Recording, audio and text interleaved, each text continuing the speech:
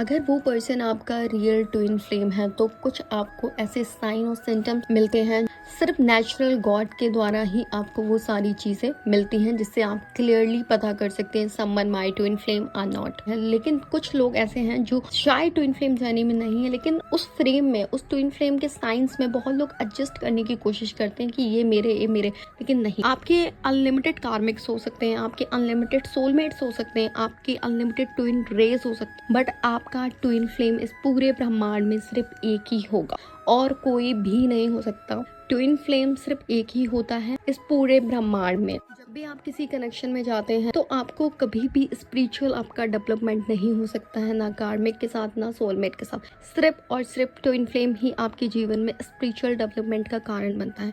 Starting में आप ऐसे कनेक्शन से मिलते हैं कि आपको एक मैग्नेटिक पुल फील होता है। स्टार्टिंग में आपको बिल्कुल भी नहीं समझ में आता कि हो क्या रहा है। नॉर्मल आप उस कनेक्शन को नॉर्मल कनेक्शन की तरह लेते हैं और आगे बढ़ते जाते हैं। लेकिन फिर आपको सडन एक ऐसा मोमेंट आपकी लाइफ में स्टार्ट होता है जिसको हम सेपरेशन फेज बोलते हैं। रोमांस फेज आपका 4 दिन का हो सकता है, 40 दिन का हो सकता है। इवन आपका ड्रीम में भी ये सारी चीजें आप कवर कर सकते हो स्पेसिफिक पर्सन के साथ। आपको ऑनलाइन डेटिंग या फिर आपको कहीं से भी जब आपका टाइमलाइन आता है, यूनिवर्स उस पर्सन को आपके पास अपने आप भेज देते हैं। आपका एक सेपरेशन होता है, जबकि कार्मिक सोलमेट कनेक्शंस में सिर्फ और सिर्फ ब्रेकअप होता है। एक बार आपका उनसे कार्मिक अकाउंट्स क्लियर हो गया, उसके बाद वो पर्सन आपकी लाइफ में कभी नहीं आते। लेकिन ट्विन फ्लेम एक ऐसा कनेक्शन है जो आपको दूर जाने के बाद भी वो कनेक्शन आपको हमेशा मैग्नेट पुल देता है, हमेशा अपनी ओर आकर्षित करता है। उसका कारण सिर्फ एक ही होता है कि आपके अंदर वो जो शक्ति तत्व है, जो डिवाइन फेमिनिन ऊर्जा है, उसको और भी इनरेस करना, उस और भी पावरफुल करना। तो उनका सिर्फ एक ही मोटिव होता है आपके लाइफ में आकर आपके अंदर का वो एक powerful spiritual development. Twin flame का धरती पे आने का कारण भी बहुत बड़ा होता है, एक बहुत बड़ा उद्देश्य होता है।